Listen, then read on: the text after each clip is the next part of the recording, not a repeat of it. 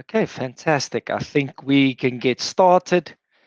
So, yeah, thank you for everyone who joined this evening. I am very excited to run through this college rugby process with you, as well as have a short interview with Wayne van der Bank. He is also here. I see he has already joined. So that's going to be very exciting, and I'm excited to tell you guys about this process and how it works to study in the USA and play your rugby that side. And for the parents, obviously, for your sons to go over or your daughters to go over and play their rugby that side. So I'm going to share my screen with you. I'm pretty sure everyone can see my screen. So yeah, I'll start off by giving you guys a bit of a background about who I am. So, my name is Armand. I'm one of the sports recruiters here with Sable International. I've been with the company for 2 years now, and I am a sports fanatic. I love my sports, but I'm passionate about my rugby. So, my background is I grew up in Pretoria in Gauteng. I went to a school called High School Menlo Park, and I played first team rugby there. And after school, I moved on to go play a little bit at the Sharks under 19. Unfortunately, I picked up a serious injury, so I had to go study and decided to move on to the Northwest University where I studied marketing management and did my coaching. I did my world level coaching one in rugby, and then just 2 years ago I did my world rugby level two in coaching. So after I studied and finished my marketing, I started coaching. I coached at high school level again at High School Menlo Park. Then I coached at university level at the Northwest University, and lastly, I coached at the Harlequins Rugby Club, also here in Pretoria. And through that, I moved more into this recruitment role with Sable International. And now I work with a lot of the rugby players here at Sable International that comes through our process to go study in the States. So that's just a little bit of a background regarding myself. So what we're going to have a look at today in this webinar is the first thing we're going to look at is a bit about the college rugby, so how USA college rugby works, as well as the college draft that happens in the US. So that's the MLR college draft. And then we're going to have a chat with Wayne van der Bank, have a short interview with him. And at the end, we are going to have a bit of a Q&A. So if you have any questions, please feel free to type it in.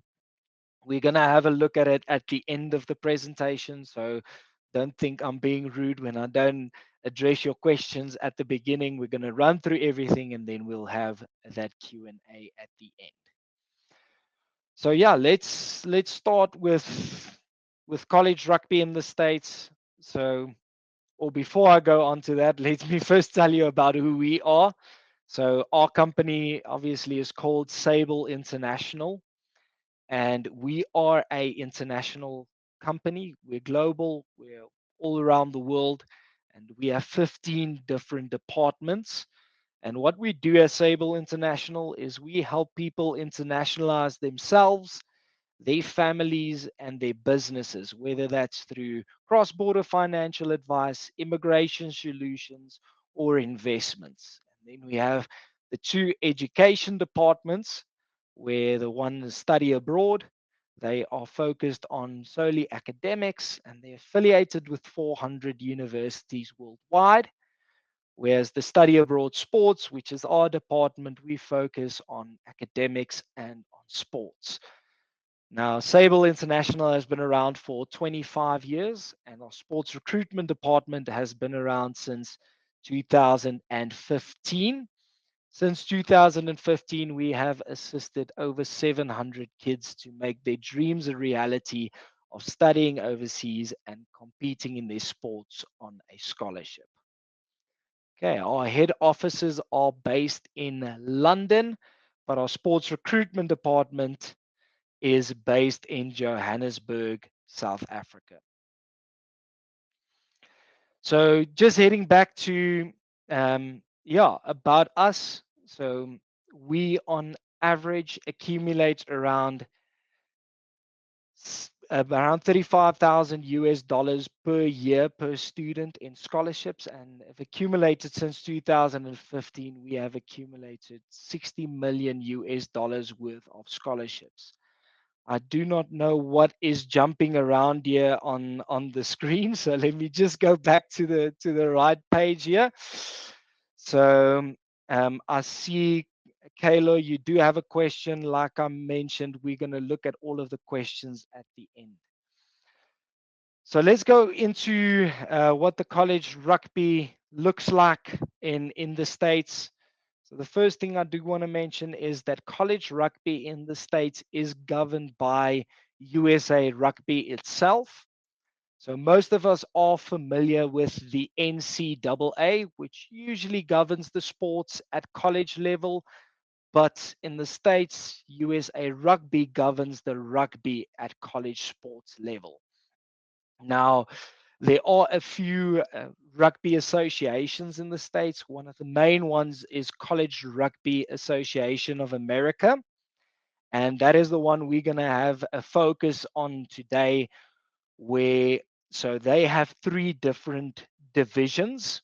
Their divisions is called D1A, D1AA, and then D2.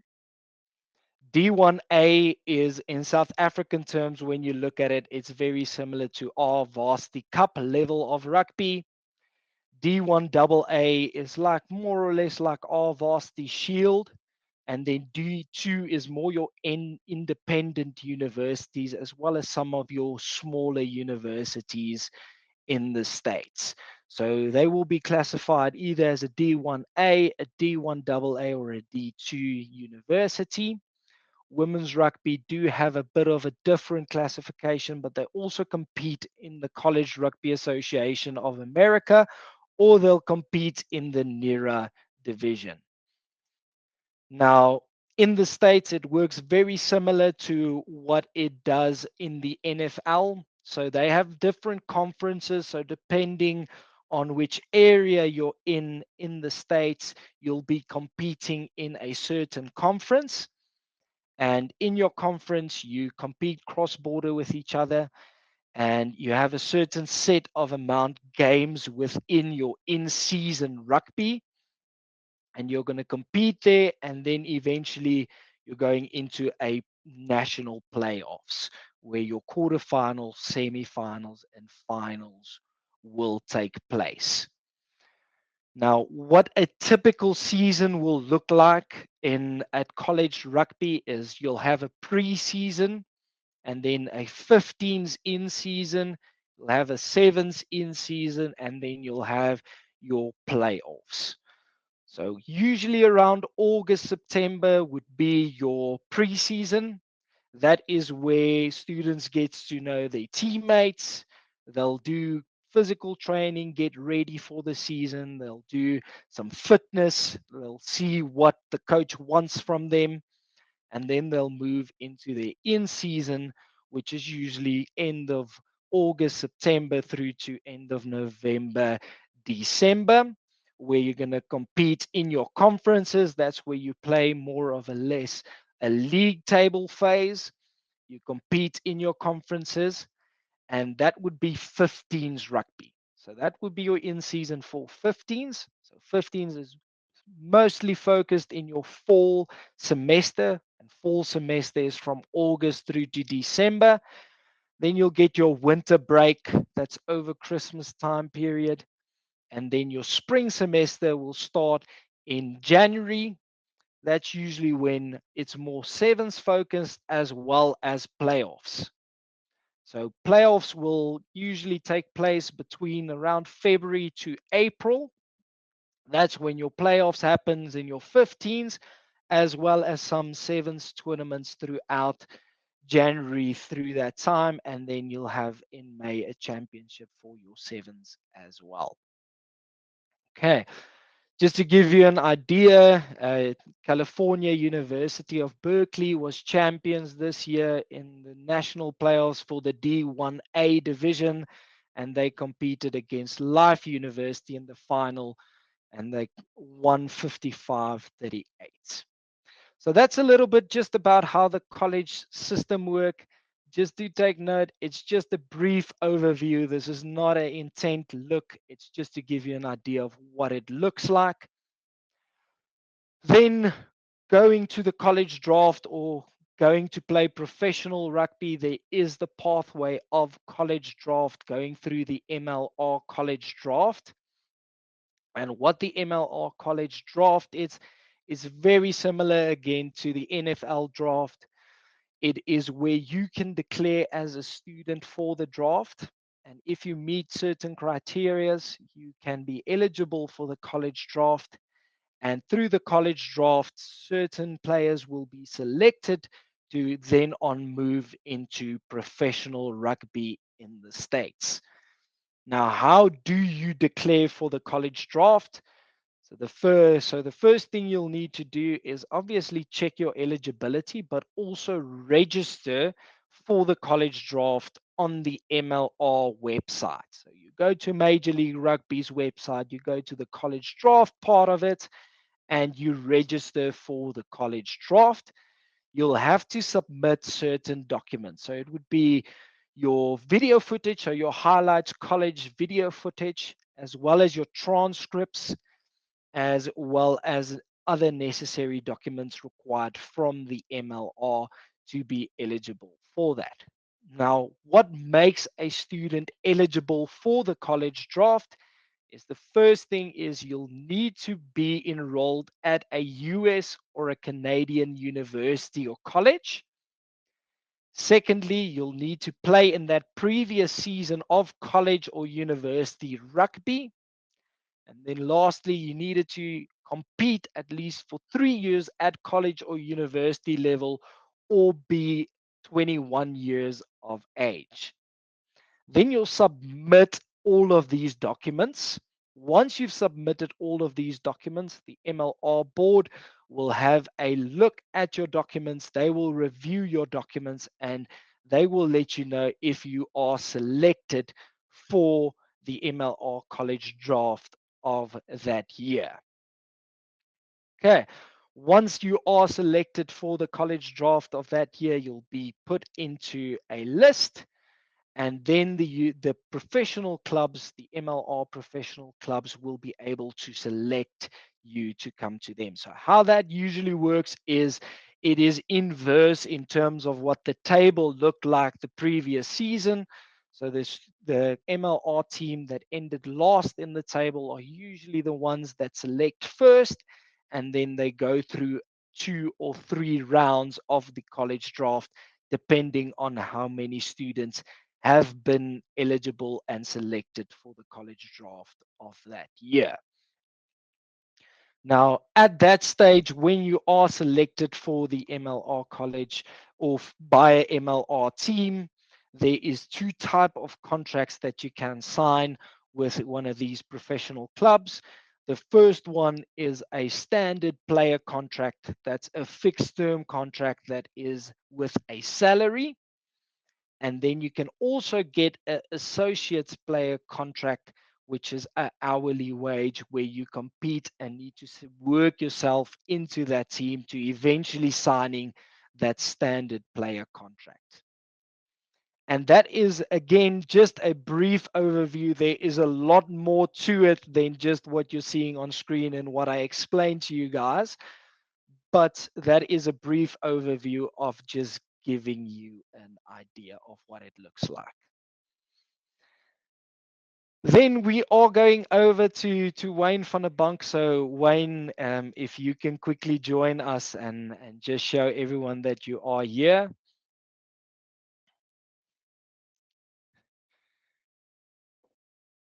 I see you're still on mute. Just check there at the bottom. You can unmute yourself.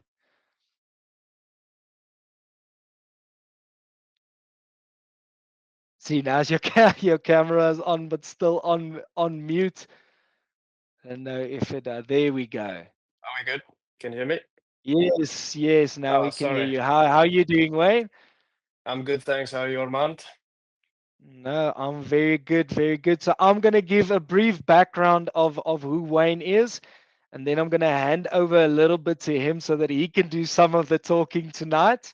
So for those of you who do not know, hopefully you've read up a bit about Wayne, but Wayne, he is a MLR professional rugby player.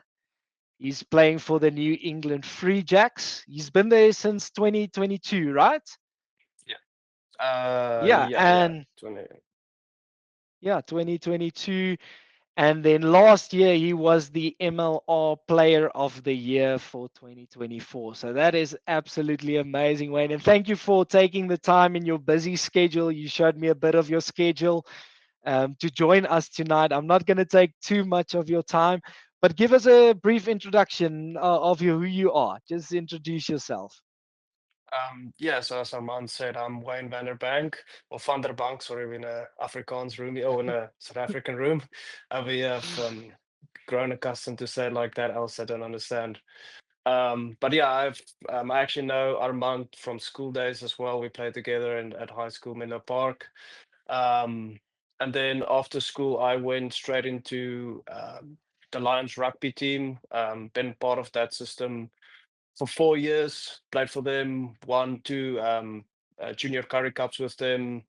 Um, then I was part of the Blitzboks, the Sevens Academy, the Springbok Sevens Academy for two stints. One over like 3 months, and then another one for 8 months. And then after that, I moved to Nelspruit to play with the Pumas for 2 years, and then after that, moved, like Armand said, to the New England Free Jacks. Yeah, awesome, awesome. And you are married. How long have you been married now? This year we're going for 5 years. The end of this year, we'll be married 5 years. Well, that is amazing. So yeah, again, thank you, Wayne, for joining us. I'm gonna ask you a few questions, and then we can run through at the end again. Like I mentioned, everyone, I'm gonna give you guys also a chance just to type your questions in the chat.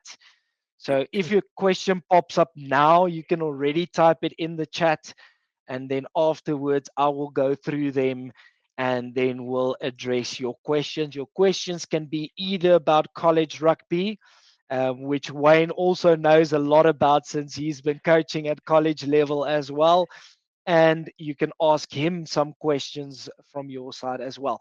So my question from my side, Wayne, is obviously you are here from South Africa, like you mentioned, and can you share a bit about your rugby journey of South Africa? So you mentioned a bit about you've played for the Lions, you've played for the Pumas, but when did you start playing rugby here in South Africa, and how did that move and shape you as a rugby player? Yeah, so again, like Armand said, I played in at high school with him. That's basically a professional setup. So basically almost started there. Was part of the Menlo Park Rugby high school team. We played together. Like I said, after school, went straight into professional rugby with the Lions. It was yeah, it's professional, so it's a bit of a shock to your system when you start realizing how much you actually train and the hours you have to spend in the gym and how you have to your nutrition and the stuff you put into your body, how important that is for you to be able to perform. So as part of that system, like I said, under 19s we won um, the junior Curry Cup championship. Our team won it that year. Then we won the 2 years from that we won the U21 Curry Cup for the under 21 Curry Cup season. Was also part of an amazing team that time. And then in 20 so sorry, after the 2019 when I was 19, 2016 season, I had the privilege to go to the Blitzbox, to go train with them and play with them in a tournament for the academy side in Dubai, which is probably one of the most how can I say it? One of the tournaments I've learned the most about myself as a rugby player, just being in that system, being around guys that is professional, that is the best of the best. I think that definitely did shape my rugby a lot. Um, and then after that, went to played Curry Cup, professional Curry Cup for the Lions senior side. Injured my ankle. There was like a 2 year period where I just kept injuring both my ankles, tore my hamstring, um, and then that unfortunately ended my time with the Lions for 4 years, spending time with them. Moved to the Pumas, had a phenomenal first season with the Pumas. And then, like any rugby player, you face a bit of adversity. Just things just didn't go my way. My rugby performances weren't that great. Didn't get selected. Um, and then obviously that also then played a big role for me to say like I need a bit of a change. So that's how I came to the New England Free Jacks. They reached out to me to ask me to come and play for them. And for this last 4 years, it's been an amazing 4 years being in America, playing Major League Rugby, getting to coach a little bit. But through all of that, you learn a lot about yourself. Going through all those tough seasons, I think it shaped definitely um, what I believe about myself and as a rugby player as well. So it's been an amazing journey in rugby. You make a lot of friends. Yeah, so it's been an amazing time playing rugby. I don't know if that answers your question. No, it definitely does. It definitely does. And you mentioned now you had a bit of a stint where what that's where your decision kind of came through of moving over to the New England Free Jacks. Now, I know it is a difficult question to answer, but what motivated you to leave South Africa behind where most South African rugby players are like, no, I want to stay here. I only want to play in South African rugby. What motivated you to actually make that final decision of actually going overseas and seeing how it works there in the States and going to go play in the States? Yeah, that's actually that's a difficult question. So for me and my wife, we both are leaders in our church. So we just wanted to come and plant a church in America. So that's one of the driving factors. So for us, everything I do, playing rugby, it's no longer just for me just playing rugby, but it's actually to reach people and spread the gospel in that sense. So I use that as a platform to do that. So when we did get to after, we considered because we were part of a church back there where we grew from, build a church there as well, and yeah, it was a big decision to do that, but we decided this is where we feel led to go. And the amazing part about that is everything in my rugby career happened in such a way that I kind of didn't have a choice but to go to America. If unless I wanted to stop playing rugby, that was the other choice. Or actually, I had a contract from the the Greek was also gave me a contract, but I don't want to necessarily go live in Kimberley. So that's something we said no. Me and my wife decided that's not something we want to do. So we decided let's give America a crack. There's a lot of opportunity here outside of just um, rugby. I think it's an amazing environment.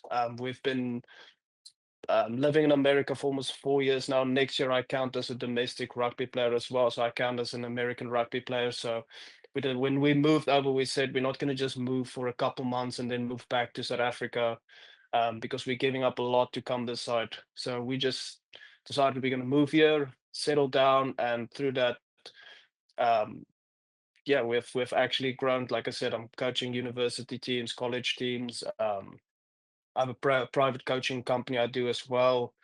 Um, so it's given me a lot of um, benefits outside of just playing rugby as a professional. For 6 months, I'm a professional rugby player. That's all I do. I play rugby. And then outside of the 6 months, I get to go and do other stuff as well. So that's one thing is coaching. I'm coaching with the New England Free Jacks, the professional team. I do a lot of coaching for them at schools, universities, different things they have. And then also I have the privilege to coach at different universities and colleges. I coach a club team, a men's club team here as well. So outside of just playing rugby, there's a lot of opportunities I got to coach and do other stuff that rugby gave me the platform to do.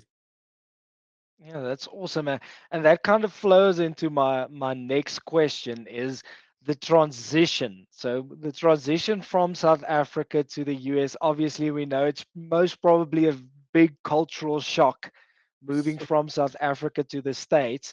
So not just on the field, off the field as well. How did that transition go? What's the good things and what's so you mentioned the good things of getting these opportunities, but we'll mention some of the bad things as well, or the let's rather say the challenges you faced of moving from South Africa to the States. Not having built on a Druivors, that's probably the one biggest one that we face. Yeah, no, I'll send some through to you. Yeah. There's actually a guy in our team. He's actually from Namibia, but he played for the University of Johannesburg. So I actually know him from that as well. But he's making biltong this side, so he's actually selling it to all the American guys. He's selling them biltong. They love it. So I think the big challenges is for me and my wife to move away from family. You have to start a new life. Yeah, so it's basically starting from scratch. You have to make new friends. You have to adapt to this culture because it's a completely different culture.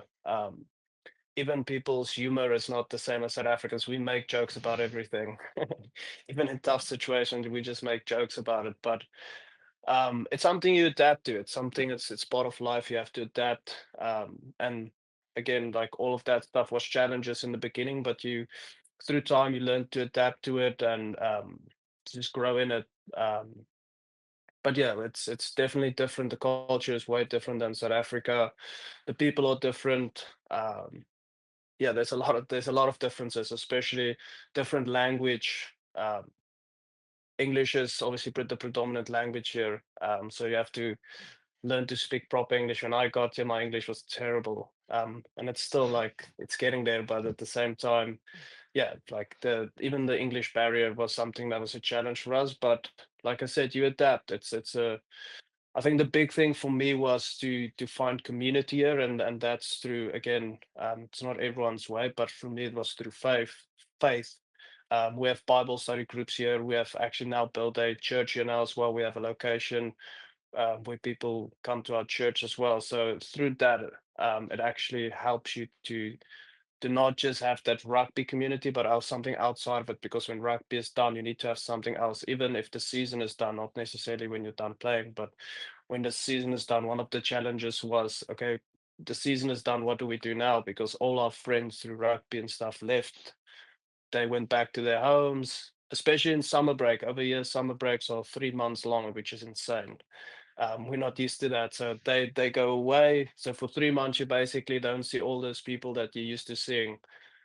So for me, the first thing that even the coach that brought me over here, he was also South African. The first thing he said to me, Wayne, is get into a church community or something like that, because that's going to help you outside of the rugby as well. And luckily, I met myself and my wife. We've been part of our church for a very long time now, and we both are leaders in our church back home. Um, so it was easy for us to have that community outside of rugby. So I think that's the biggest challenge is finding a community outside of just rugby itself. Yeah, awesome. And you playing rugby in South Africa and now playing professional rugby in South Africa and playing professional rugby in the US. What is the key differences that you would say if you could highlight something here and there? What would be the key difference between South African rugby and US rugby? Yeah, it's a that's a question I actually get asked a lot. It's hard to say. I think skills wise, it is the skills are very good because you get people from New Zealand, Fiji, people that's known for their amazing skills in rugby. So we have that. I think it might be the speed of the game might be a little bit, I would say, in some sense, a little bit slow at times. Um, yeah, I don't think there's a massive difference, to be honest with you. I don't think there's a massive difference. Um, yeah, I've learned a lot through coming to America playing rugby over here. I've learned a lot. And I've developed my game a lot as well, by just being here and being around people that think different. Because if you play in South Africa, every team you play for has the same mentality of rugby, right? The way the Springboks play, it's a physical game.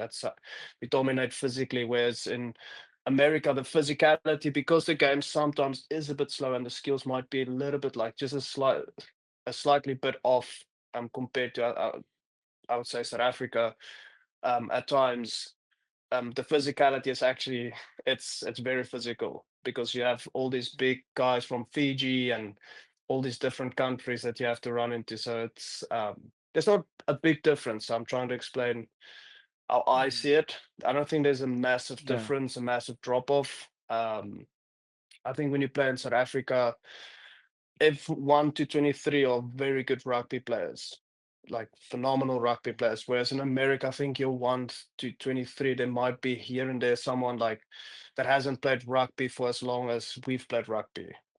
Like I have a good friend, who plays for the New England Free Jacks. He's a prop. He's only been playing rugby for 5 years.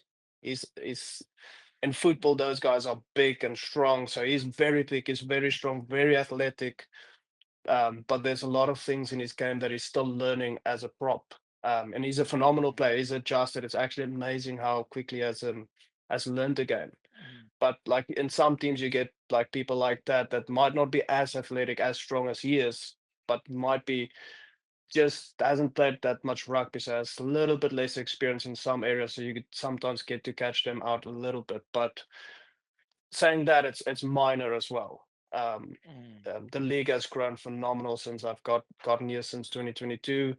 Um, I think you have seen all the big names that does play in this league, and then even Mm. people you don't Yeah. know about that were superstars in their countries that came here for money and stuff to play. So it's not a big drop off, and it's an amazing tournament, I would say. Yeah. And your team, the New England Free Jacks, have won the championship now 2 years. And one of those years, you were Player of the Year, as we can see on the screen. Walk us a bit through about how did that season go? How did you mentally prepare for the season, as well as just how did everything flow into each other for you reaching the statistics that you did in that MVP year for you? Um, yeah, the like obviously in any professional sport, you have to prepare every season to the best of your ability. You have to we have good S&Cs that helps us sport strength and conditioning coaches that helps us in the off season to prepare for the season. So I work closely with one of our S&Cs that helped me to get my body prepared for that. Um, so that's definitely one thing. Trying to think now. Um, Yeah, you have to. It's actually a crazy story because the year prior, so last year I got that award. The year prior, I only played 10 games for the New England Free Jacks that year.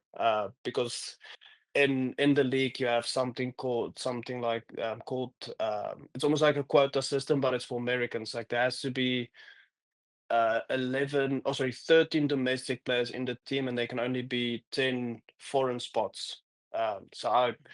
So that year I missed out on a lot of games because I didn't count as a domestic player. So the guy that played in my position, Ben Lesage, he's from Canada, but he counts as a domestic rugby player. And he had a phenomenal season. And that I ended up only playing 10 games that entire year. Um, so that kind of did feel a bit of hunger to say, like, listen, next year I don't like sitting on the bench. That's not who I am. I don't like that.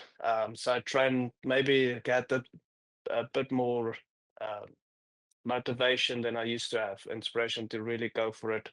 And then, yeah, I also believe it's by the grace of God. Um, I wouldn't be able to say that I just manufactured it. But I truly believe that that and that God's hand was upon my life in that season as well to do something because the crazy thing is I had to have a good season in able to get my green card because Mm, you need to show that they need they need that talent in America to enable to give you that green card. So we got our green cards this year as well.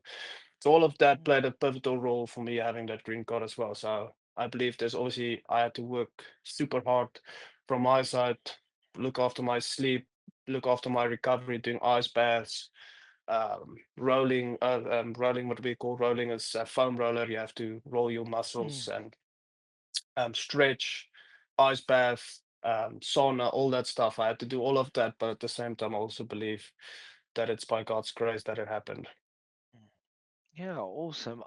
And the last question from my side, um, in in your professional lifestyle, what does a typical day or week look like for you as a New England Free Jack?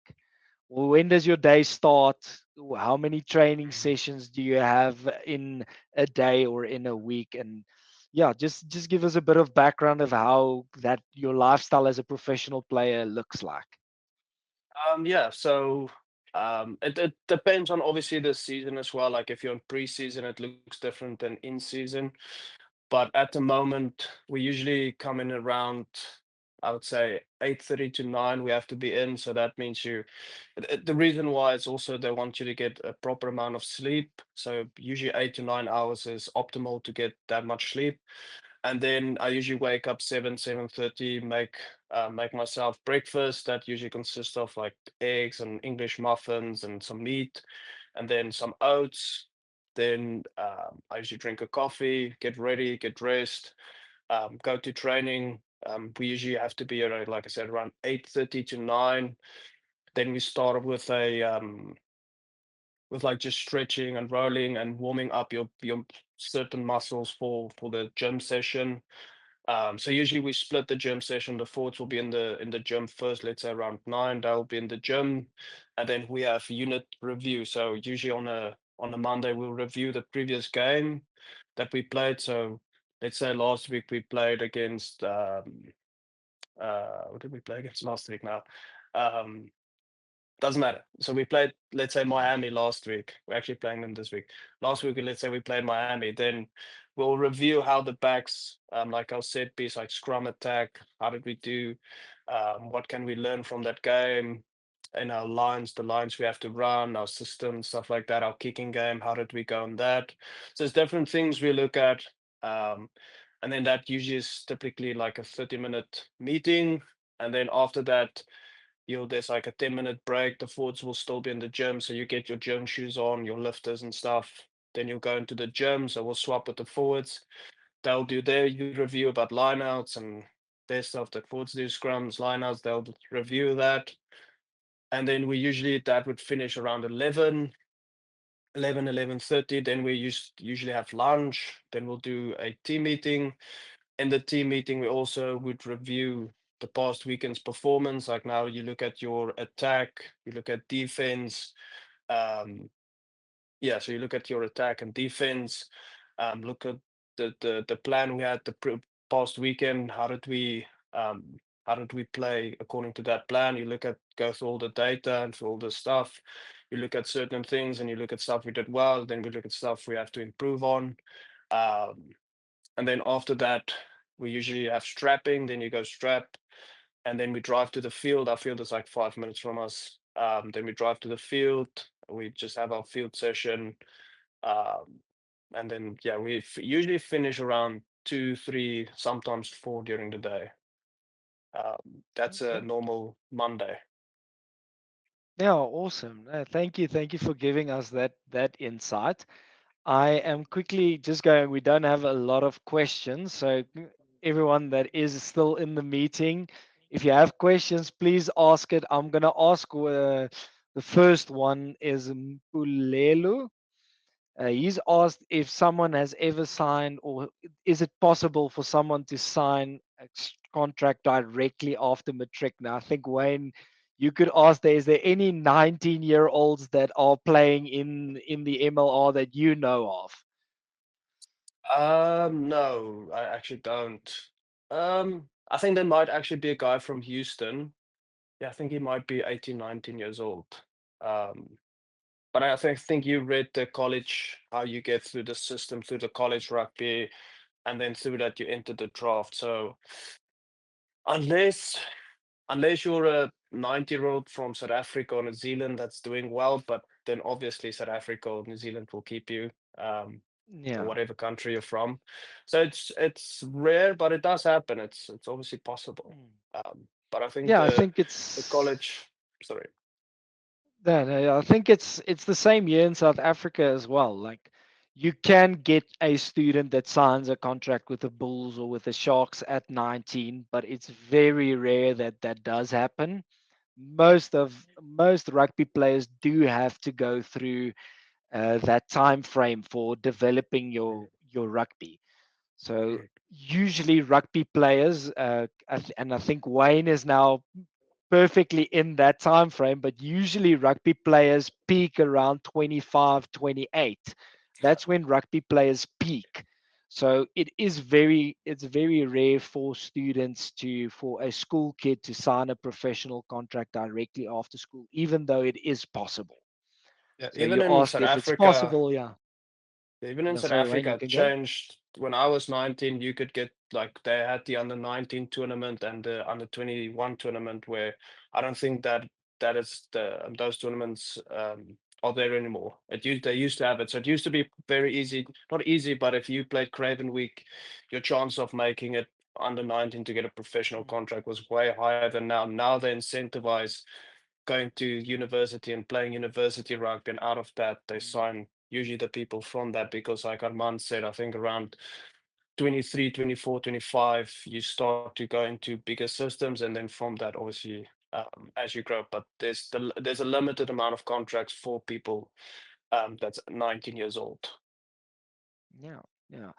Then our next question is from Gavin. He's asking more in regards to college rugby. So he says, is rugby more prevalent in colleges or at universities? And does it fall under the NCAA or the NJCAA, etc.? So just to give you a quick feedback in terms of that. So in South Africa, we're used to that a university and a college is a big difference, where in the States, that's not the case. So you get universities and you get 4 year colleges, and they're exactly the same up until your bachelor's degree. So you can get your bachelor's degree at a 4 year college or at a university. So there's no real difference between a college and a university except academically wise. So I wouldn't say rugby is more prevalent at the one or the other. It just depends on what that university or college offer in terms of academics. So universities offer postgraduate studies, so masters and PhDs, where colleges only go up to your bachelor's degree. Then, secondly, women's rugby is part of the NCAA, but men's rugby, there is no teams that play in the NCAA with rugby. Like I mentioned a little bit earlier, they have their own sports association called the College Rugby Association of America. So, if Gavin, if you're asking for your daughter, yes, she might be playing in the NCAA rugby, but in terms of men's rugby, they don't form part of the NCAA or the NJCAA. Okay. Then another question here. I'm going to try and pronounce your name. I'm sorry if I'm going to butcher it, but it's Mawele Wele. How do we join an American college to play rugby? And that is where our company exists. So yeah, so I just want to go over this. We are busy with the Q&As, but just after this, I'm going to share a quick screenshot or a QR code for you where you can scan that in, and then our company will guide you through the process of getting into a university or a college in the States and playing your rugby there on a scholarship. So just give chance for that. Wayne, is there any last things from your side? Any last things you want to tell us from your side before I know you're going into your next session? So, yeah, let me know. Is there anything from your side that you want to close off with? I think what I've heard from the Sapo International Company, it's amazing because the 2033 World Cup or 2031 World Cup is coming to America. So at the moment, they are um, sending a lot of money into rugby in America for both women and men, which is actually uh, um, cool for women from South Africa. Is that the women's rugby is they actually have a league now in America as well, outside like a professional league. So I definitely would say if you ever want to come to America for rugby, this is probably the time. The next 10 years or 5 to 10 years is probably the best time to come to American rugby, especially through the college system, because then you can qualify in 5 years from now. You qualify for, I don't know exactly how it works through the college, but I had to be here for 5 years before I can qualify for playing in America, for America. So for the 2031 or 33, I'm not sure which World Cup, what date it is, but Mm. that is the this is the prime time if you want to be part of that, to come to America, to be here for a couple of years and then play for them, because there's a big need for it for both women and men. The women, just as amount of money as that it's in men's sport is busy going into women's sport as well, especially for rugby. So it's definitely a great time to get involved with that. Yeah, thanks, Wayne, for joining us today. I really appreciate your time. Good luck for your game against Miami this weekend. I hope that goes well, and good luck for the rest of your season. You're more than welcome to hop off now, and then I'll finish off our session, our webinar here today. Thank you. Have a good day. Bye bye. Okay. That was thank you for Wayne for joining us in. I'm gonna give a few seconds more. If anyone has any last questions, please type it in the chat. While I finish off, you can start typing it in. Let me just go on to my last page. So Mawele Wele, this is where you can get involved. This is where you can start the process.